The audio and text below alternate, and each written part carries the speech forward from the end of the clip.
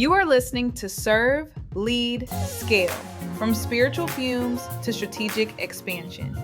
I am Bishop Dr. Loretta Sanders, Senior Pastor, Leadership Architect, and the person who is going to tell you what no one else in your circle has been willing to say. You were not called to survive your ministry. You were called to scale it. Every episode, we build. Let's go. I have spoken with leaders who did everything right. They fixed the structure. They delegated well. They made the vision clear enough that their team could carry it out without them in every room. They did the work this series has been building toward. And then, 3 weeks later, they found themselves back in the details. Not because they chose to be, because something felt unsafe about not being there. A decision came back differently than expected. A volunteer handled a situation in a way the leader would not have handled it.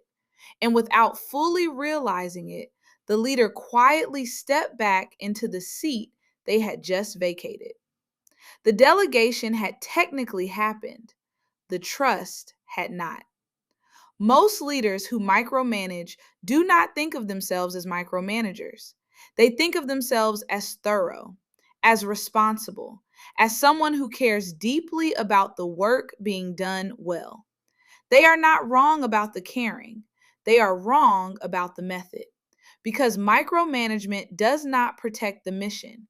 It protects the leader from anxiety about the mission. And the team on the receiving end of that anxiety learns over time that their judgment is not trusted, even when they have been given the authority that requires them to use it. Last week, we made the vision portable.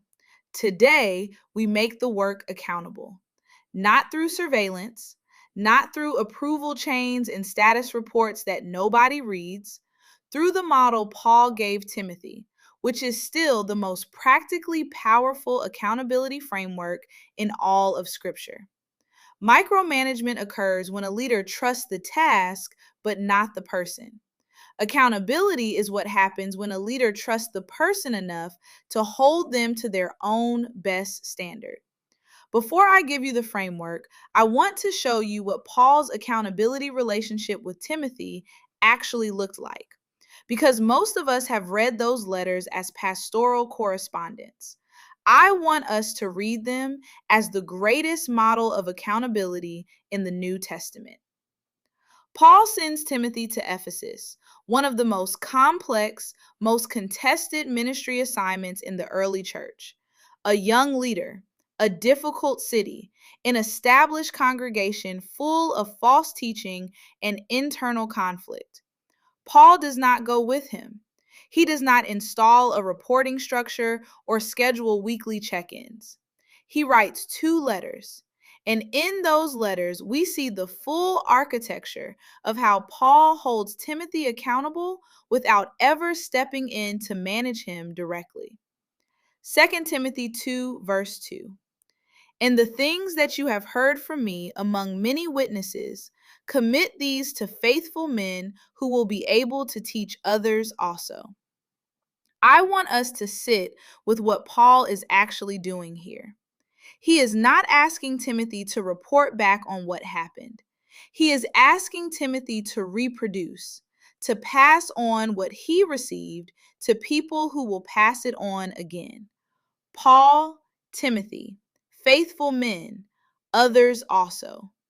4 generations of accountability in one sentence. Paul's accountability model is not inspection, it is multiplication. The measure of Timothy's faithfulness is not whether the Ephesus gathering is growing by a certain percentage. It is whether Timothy is building people who can build the mission without Timothy. That is a completely different accountability standard, and it produces a completely different kind of leader. Now, 1 Timothy chapter 4, verses 12 through 16. Let no one despise your youth, but be an example to the believers in word, in conduct, in love, in spirit, in faith, in purity. Neglect not the gift that is in you. Take heed to yourself and to the doctrine. Continue in them, for in doing this, you will save both yourself and those who hear you. I need you to notice something here that most leaders walk right past. Paul never asked Timothy how many people attended the gathering in Ephesus. He never asked about the offering, the growth numbers, or whether the volunteer count is up from last quarter. He holds Timothy accountable for who he is becoming. His example in word, conduct, love, faith, and purity. His faithfulness to the doctrine he was entrusted with. His diligence to himself. Take heed to yourself.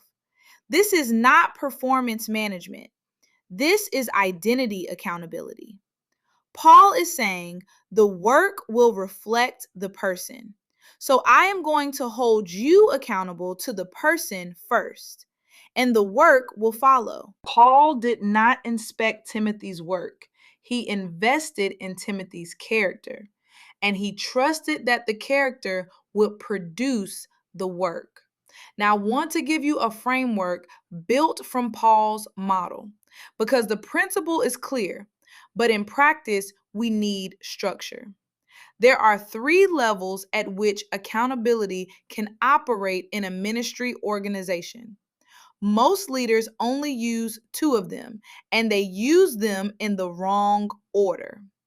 When we use all 3 in the right order, accountability becomes the culture of the organization rather than a recurring source of friction. Level 1, accountability to values and identity. The first and most foundational level is accountability to who we said we are, not what we produce, who we are. This is Paul's primary mode with Timothy. Before Paul asked Timothy to do anything differently, he asked him to be something specific. An example, in word, conduct, love, faith, purity. In your ministry context, this looks like a conversation that begins with the value before it addresses the decision. When someone on your team makes a call that does not align with what you stand for as an organization, the first conversation is not about what they did. It is about what you said you are. What happened in this situation that made our stated value feel impossible to apply? That conversation goes somewhere. Simply naming the decision as wrong goes nowhere.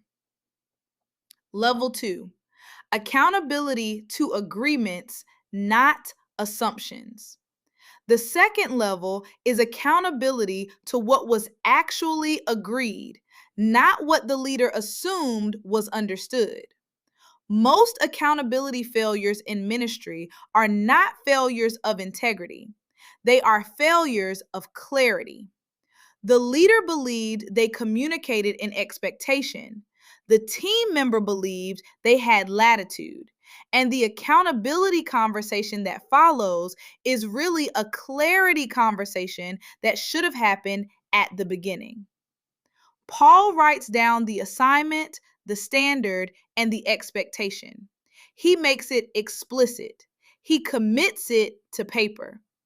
In your context, before you hold someone accountable for something, ask yourself, did we agree on this specifically, or did I assume it was obvious? If it was assumed, own that before you lead the accountability conversation. I want to share something from my own leadership journey that I have never forgotten. I served as a high school principal responsible for grades 5 through 12, the largest and most demanding section of the school. The decisions came fast and without warning. Behavior situations that required an immediate call. Teachers who needed coverage with no advance notice. Conflicts that could not wait for a committee meeting. I made split-second decisions every single day because that was the job. But here is where it got complicated. When I presented my report to the superintendent, or when a teacher disagreed with a decision I had made, my decision would be overturned, sometimes without a conversation, sometimes without an explanation, simply reversed. I do not need to tell you how long it took before I stopped making decisions altogether. Not long. Every question came to the top. Every concern was escalated. Every situation that required a judgment call, I sent up the chain because I had learned through experience that my judgment was not trusted even when I had been given the authority that required me to use it. And it was not long after that before my superintendent became frustrated with me for refusing to take accountability. But here is what I want every leader to hear: you cannot have it both ways. You cannot give someone authority and then overrule the decisions that authority produces. You cannot hold someone accountable for outcomes you will not allow them to control. When we do that, we are not leading. We are creating a revolving door of responsibility that nobody can walk through with any confidence. The Lord only created one of you. He did, however, create every person on your team with gifts and talents that are theirs alone. And when we micromanage, when we correct every method, override every decision, require approval at every step, we do not protect the mission. We turn talented people into errand runners, and that is a cost no ministry can afford. Level 3, accountability to outcomes, not methods. The third level, and the one where most leaders collapse into micromanagement, is accountability to what the work was supposed to produce, not to how the person produced it. The micromanager holds their team accountable for doing the work the way the leader would. The accountability leader holds their team accountable to the outcome the work was meant to achieve. If the outcome arrives, the method was their section of the wall to build. And that distinction is where trust either gets demonstrated or withheld. The team learns over time which one is operating. Accountability to values builds culture. Accountability to agreements builds clarity. Accountability to outcomes builds trust. Use all three in that order. Now, let me name the 3 ways accountability collapses into micromanagement in practice, because recognizing the drift is the first step to correcting it. The first is accountability by proximity. The leader who only feels confident the work is happening when they can see it. They schedule check ins not because the project requires them, but because absence feels like risk. The team learns that the leader's presence signals distrust, and they stop making autonomous decisions even when they have the authority to do so. The fix is to identify, before you release an assignment, the specific outcome that would tell you without your being present that the work is on track. Name it, communicate it, and then stay out of the room until it is time to evaluate against it. In a ministry setting, this might look like: instead of attending every volunteer training your department head runs, agree in advance on what a successful training looks like. volunteers who can articulate the mission, attendance at a certain level, a debrief report within 48 hours. Those are outcomes. When they arrive, you do not need to have been in the room, and your absence communicates something powerful. I trusted you to handle this. The second is accountability by correction only. The leader who only engages in the work when something goes wrong. The team hears from this leader about the work when there is a problem, and almost never when things are going well. That pattern teaches the team that accountability is punishment, and the natural human response to anticipated punishment is concealment. Problems get hidden, issues get managed rather than surfaced. The fix is to build acknowledgement into the accountability rhythm, not false positivity, but specific, genuine recognition of what went right and why it matters. When the team learns that accountability also means being seen when things go well, the fear of visibility when things go wrong begins to diminish. This is as simple as starting your next one on one with a different question. Instead of, "What is on your plate this week?" try, "What went well since we last spoke?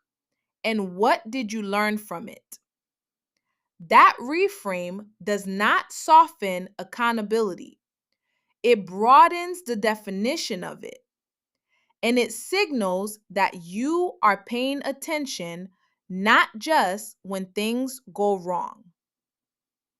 The third is accountability without relationship, the most common failure mode and the hardest to see from the inside. The leader holds the team to outcomes but has no relational investment in the people producing them. There is no foundation for the hard conversation because there is no relationship that can hold it. Paul could write what he wrote to Timothy because Timothy knew he was loved. The accountability landed because the relationship was real. Without that, accountability is just pressure. And pressure without relationship produces compliance at best and quiet resignation at worst. Before your next team interaction, identify one person you are currently holding accountable primarily through proximity or correction, and ask yourself two questions. First, do I have a relational investment in this person that runs deeper than the work they do for this ministry? Second, have we agreed explicitly on the outcome I am holding them to, or am I holding them to an expectation I assumed was obvious? Your honest answers to those two questions will tell you whether you are practicing accountability or micromanagement. Here is your reflection question for this episode. Who on your team is performing but not yet thriving? Because there is a difference. Performing means meeting the standard. Thriving means growing beyond it. Paul held Timothy to a standard higher than mere compliance. He held him to the standard of his own best becoming. Who on your team have you been managing when what they actually need from you is investment? The Ministry Capacity Micro Audit at youcanfaith.com/leadership has an accountability culture section.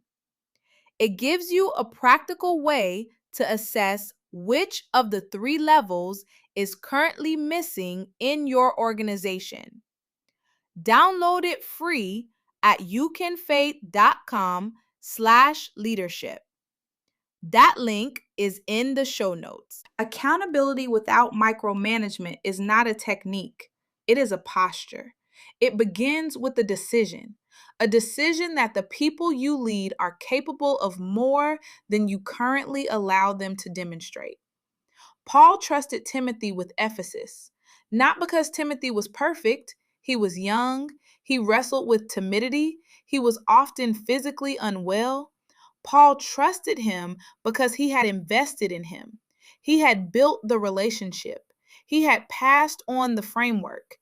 He had committed the mission to faithful hands, and then he let those hands carry it. And Ephesus was better for it. Timothy was better for it. The early church was better for it. That is the promise on the other side of this work. When we stop managing people and start investing in them, when we hold them accountable to who they are becoming rather than just what they are producing, we do not lose control of the mission. We multiply it. That is what we are building toward. Not a ministry that runs because you are always in the room. A ministry that runs because you built people who know how to carry it and who carry it well because someone believed they could. Next week, we're going to talk about what happens when the culture of honest feedback has not yet been built and how to create the kind of environment where people tell you the truth before the truth becomes a crisis. Episode 8, Building a Culture of Feedback. This is Serve, Lead, Scale. From spiritual fumes to strategic expansion.